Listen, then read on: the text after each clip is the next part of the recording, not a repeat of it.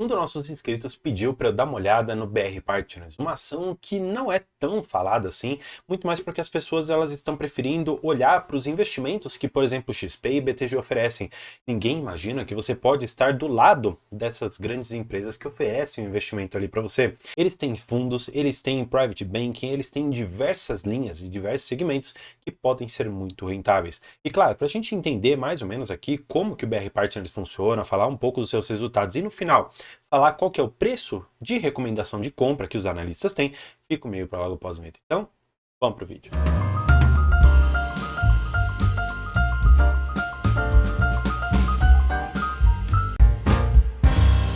Bem, para a gente falar brevemente sobre o BR Partners, em termos aqui de números, né, uma ação cotada a R$ 15, pagando um yield de 8,33 e uma valorização de quase 50% nesses últimos 12 meses. É de fato uma ação bastante interessante. Se você for pegar aqui embaixo, especialmente na questão dos lucros, você pode ver que é uma ação que vem com lucros ascendentes. Esse gráfico ainda não está ajustado para o quarto trimestre, tá bom? Porque saiu ontem o número, então normalmente demora aqui um tempo. Mas, para que a gente entenda mais ou menos o que o BR Partners faz, a gente precisa passar para a apresentação. E olha só que interessante. Eles têm diversas questões. E vamos pelo menos para as questões macro, né? Investment Banking, mercado de capitais, lançando, por exemplo, debentures, CRIs, crédito bancário, FDICs, fundos imobiliários, CRAs, enfim, tem muita coisa aqui, gente. Vocês podem ver. Tem Treasury Sale Structuring também, tem investimentos, tem Wealth Management, então tem muita coisa. O que eu acho que é mais interessante a gente olhar para ver o que aconteceu de ano após ano. Claro, eles colocam aqui até 2022, só que todos esses itens aqui estão já preenchidos. Então, de forma genérica, quase todas as frentes que nós poderíamos ter para investimento estão já abarcadas aqui pelo BR Partners. O que eu acho mais interessante que começou a ocorrer a partir de 2020? Essa questão de assessoria em IPO. Aí você deve perguntar, André, mas nós não estamos mais com uma forte leva de IPOs como nós tínhamos. E de fato, mas olha só, pegando aqui no site, por exemplo, do próprio Investidor 10, olha só a quantidade de empresas que estão com IPO para lançar. Depois você pode dar uma olhada em cada uma, ver se alguma faz sentido aqui para você, mas olha só a quantidade que nós temos. Imagina se, por exemplo, umas 4, 5 ou 6 dessas forem, por exemplo, aqui da própria BR Partners. Pode ser que os resultados venham muito interessantes, porque essa questão de assessoria com IPO, privatizações, é muito interessante. Imagina, por exemplo, se a própria BR Partners fizesse, sei lá, a privatização de uma Copel, ou tivesse até estruturado ali a privatização da Sabesp, imagina só quanto dinheiro não está envolvido aqui dentro. Claro, não é o principal, né? Essa daqui, vamos dizer assim, seria a cerejinha do bolo, mas o principal para mim está em mercado de capitais, está numa parte aqui do investment banking, que são fusões e mercado de capital, e wealth management. Por quê? Basicamente, e falando de wealth primeiro, nós estamos falando de pessoas muito ricas, um grupo de famílias ali muito ricas que se junta para alguém administrar esse portfólio ali, para administrar esse valor alto. Exatamente por isso, eles acabam retirando uma taxa ali que é muito interessante e eles ganham em função de alguns benchmarks, de algumas linhas ali que eles colocam que, se eles superarem, eles vão receber um bônus de 1 milhão, 10 milhões, 20 milhões, a depender do patrimônio. O que eu gosto também de questão de fusão e aquisições, mercado de capitais, tem muita coisa interessante aqui dentro. Mas para falar mais especificamente dos resultados aqui do BR Partners, eu vou trazer vocês aqui para os resultados consolidados do quarto trimestre, mas que no final das contas vão abarcar 2023 por inteiro. Olha só que interessante. Eles tiveram um aumento na sua receita total, tá bom? Na ordem de 5,4%. Você pode se questionar se isso realmente é um tipo de aumento que você gostaria. E o que me preocupa no geral, e que aqui eles têm um indicador que pode fazer você cair numa pegadinha muito, muito antiga de quem analisa o setor financeiro, que é o índice de eficiência. Porque quando você olha a eficiência, você fala, opa, é coisa boa, mas de fato não é. Por quê? O índice de eficiência, basicamente, ele faz uma correlação de quanto que você gasta para gerar um determinado dinheiro. Você basicamente pega as suas despesas e você divide, por exemplo, pelo tanto de receita que você teve para ver quanto que da sua receita está sendo comida, está sendo negativada, vamos dizer assim, pelas despesas que você tem. E olha só, vamos pegar esse quarto ponto só para a gente dar uma olhada aqui embaixo no que eles mesmos colocam. Eu vou até aumentar para vocês, que eu sei que vai estar pequenininho, mas eu vou ler para quem tiver no celular, porque eu sei que é complicado.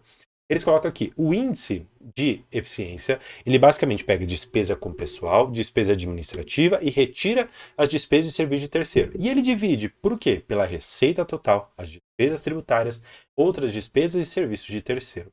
Ou seja, você tem que enxergar que o índice de eficiência é deletério, ou seja, ele é algo ruim para dentro do banco. E olha só, imaginar que 45% do resultado do banco, dessa receita total aqui, está sendo comida muito por conta dessas despesas que ele tem, isso já não é tão interessante. Claro, nós temos um retorno aqui sobre o patrimônio bastante alto, tá bom? É um indicador bastante importante da gente compreender, tá bom? Um ROI de 19% é algo muito importante para nós, porque esse indicador ele vai te mostrar o quanto que o patrimônio, ou seja, quanto que eles estão conseguindo gerar em cima do patrimônio que eles têm lá dentro. Isso é muito importante. O índice de Basileia, tá bom? Não é um indicador que eu acho que você deva se preocupar tanto. Claro, se você não sabe o que é índice de Basileia, basicamente é quanto que o banco ele tem de dinheiro próprio e quanto que ele tem de dinheiro de terceiros. 18% é dinheiro próprio, o resto é dinheiro de terceiros, como qualquer banco faz assim, tá bom?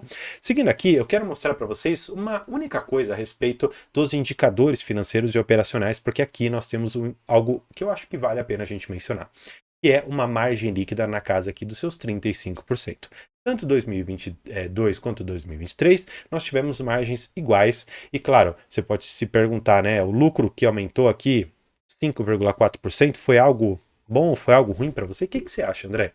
Olha, eu particularmente penso que para um banco que tem a função de entrar na lacuna de outros que não conseguem fazer essa frente, me parece que ele está conseguindo ganhar espaço. André, não entendi exatamente o que você quis dizer. Você pode me explicar? Porque isso pode ser um diferencial competitivo. Pode ser que a ação ela consiga alavancar por conta dessa parte que você está querendo me dizer. E eu te explico. Basicamente, nós temos alguns poucos grandes players que fazem todas aquelas funções que eu mostrei para você. Então, por exemplo, fusões, aquisições de empresas, gerir patrimônios milionários. E o que acontece? Você, quando vai procurar uma empresa, você procura talvez um Itaú, talvez um Bradesco, para olhar o seu patrimônio e ver alguma questão relacionada, talvez uma fusão.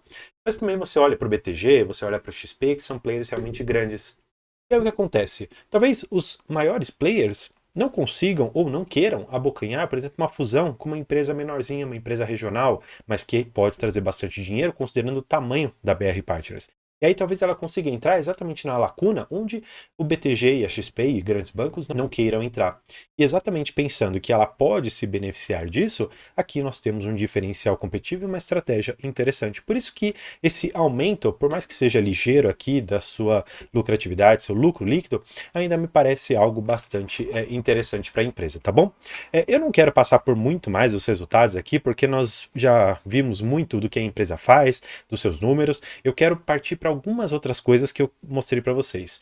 E uma delas, para mim, que é muito importante, é a questão do fluxo de caixa. E eu só quero mostrar para vocês que aqui em 2023 nós tivemos uma geração de caixa de 156 milhões de reais, tá bom? E no final do exercício, aqui eles colocam caixa no final do exercício, eles estão com 287 milhões de reais em caixa. Ou seja, eles têm muito dinheiro para abrirem novas frentes, já que talvez alguns investimentos que eles fizeram lá atrás, como a gente viu lá de 2010, eles saíram e mudaram e aumentaram muito a sua base de atuação, talvez agora eles consigam abrir novos leques. Isso é muito interessante. E claro, se você ficou aqui no vídeo para saber qual o preço que os analistas estão recomendando, eu vou trazer essa notícia porque eu sempre trago a notícia aqui na mão. E hoje a XP está avaliando que para 2024 a Unity, né, deve valer R$ 20. Existe ali um upside de mais ou menos uns 30% em relação ao que a ação está sendo cotada hoje, mas para que você realmente tenha ganhos dentro da Bolsa de Valores, eu considero ali que acho que é importante você se inscrever aqui no canal e se você quiser conteúdos mais profundos a respeito do mercado financeiro, dá uma olhada lá na nossa área de membros, porque eu explico muito sobre fluxo de caixa, explico sobre balanço patrimonial, tem lives exclusivas, tem diversos temas que eu acho que são valiosos para você conhecer. E claro, ter a oportunidade da gente conversar por 1 hora a respeito da sua carteira de investimento investimentos, para que então a gente enxergue se a sua meta está de acordo com a forma que você atua na bolsa de valores, para que então você consiga alcançar essa meta de forma muito interessante e mais rápida. Então, espero que você tenha gostado dessas propostas. Por hoje é isso. Muito obrigado e tchau.